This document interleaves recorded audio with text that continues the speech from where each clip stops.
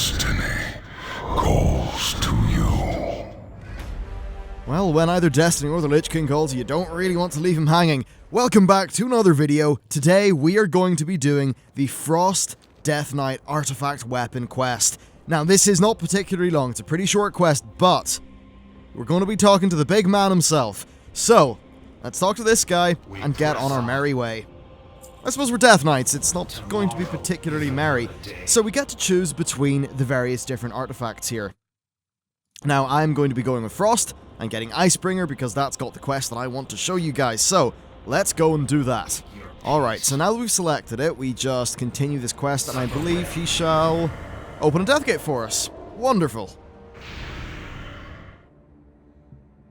And we are back in Icecrown. Yep, definitely all of this nostalgia is hitting me right now, especially with that amazing ICC music. Seriously, this expansion had some of the best music ever in the game. Ah, great stuff. And instead of our gunship, of whatever faction we are being docked, instead Arcturus is docked in Icecrown. And here we are, Stage 1, the Call of the North. Harness your hate. Make it useful. Alright, so Darian's going to do some talking here. It's not really voice acted at the minute. Basically, the long and short of it, I think, is that he's glad he's not the one that has been called to this. I suppose given Darian's history, he's probably had enough of magic weapons kind of ruining his life and, like, messing up his stuff. So, with that done, we need to go and open the gate to Icecrown itself. I think they have the class trainers from Arcturus. That's pretty great. Okay then. Let's hop onto this Scourge Transporter. Enter, champion.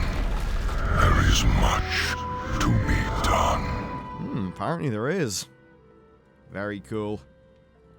Huh. Quite the sight as well seeing Arcturus here. Very good stuff. I wonder... Oh yeah, we still have a loading screen. Okay. Souls freed by Frostmourne's destruction wander the halls of Icecrown, lashing out in eternal torment. So they've changed the rune system a little bit for the Death Knights, and I'm not 100% sure what the rotation is. Fragments only, for they will be the heart of your new weapon. It seems like they've done they've had a go at the animations there, because for whatever reason, the animations are looking especially impressive. Yeah, that's rather wonderful looking. It's great to see them actually increase the visual fidelity of World of Warcraft after so many years. It has been rather low for a while in terms of, you know, combat effects and things like that for melee classes. Brilliant. Yeah, that just... I can say this from the perspective of being behind the keyboard, that looked really satisfying. So, I guess can we go through here? Oh, I see what they're doing. They're forcing us to use our class abilities to get through. That's really good, actually. That's something they should do more. Yeah, they should totally do that more. Very cool, though. Yeah, so it seems like what I want to do is just keep Remorseless Winter on cooldown and, you know, use the other abilities as one normally would. I think. Yeah, that should be it. It doesn't particularly matter. I can't see this stuff being insanely hard. Okay, so we've got these two gargoyles. Oh, and they're up. Right, lovely stuff. Let's hack away at them then. Yeah, so with the rune system, it's now just, they're all runes. There's no types of runes anymore. They're all generic. That just means you can, like, continually Howling Blast or, you know, continually Obliterate. Right, so now that I've got these guys frozen... Oh, I know what we need to do. Oh, that's really cool. Yeah, so if I pull him there, and then I stand here...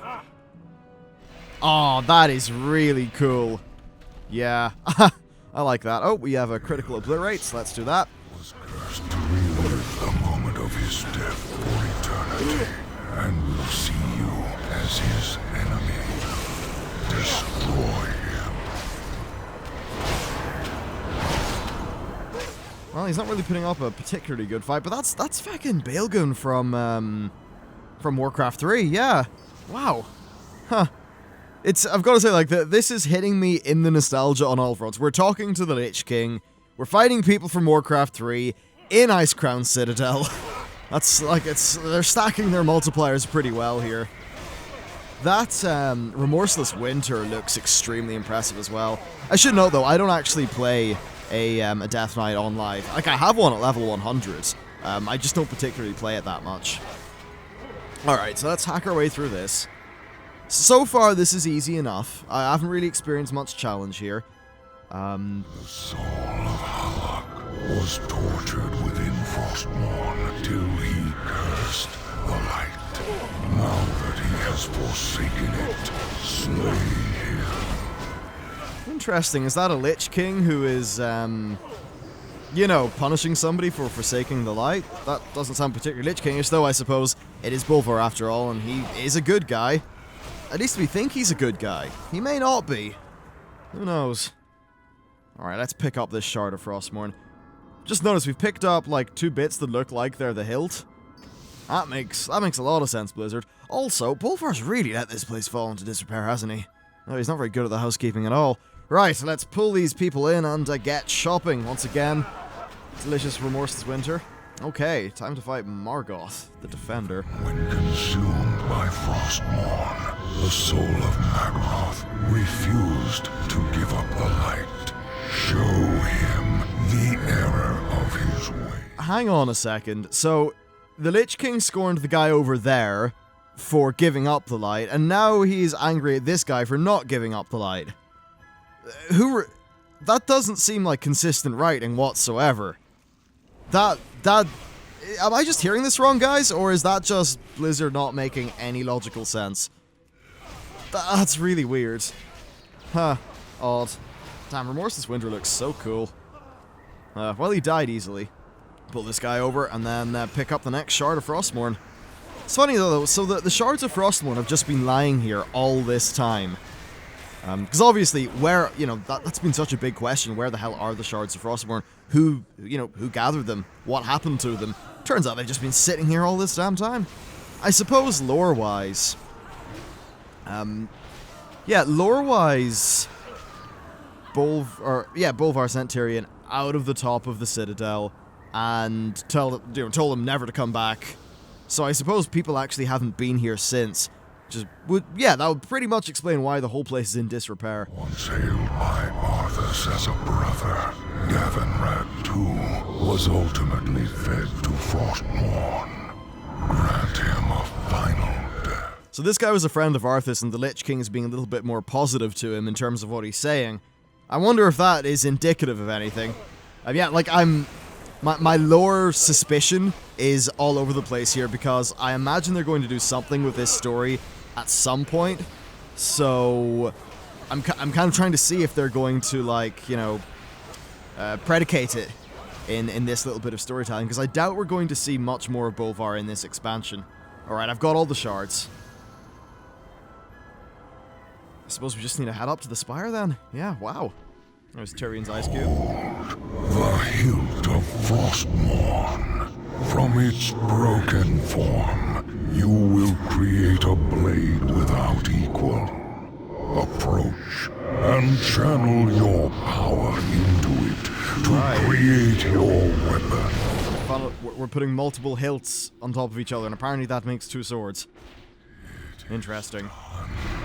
From the shards of Frostmourne, the twin blades are born. Soon, they shall feed upon the souls of my enemies. Okay. Alright, well that was just really fucking swell. Yeah, the game crashed as soon as I got in here, so we're inside Frostmourne by the looks of things.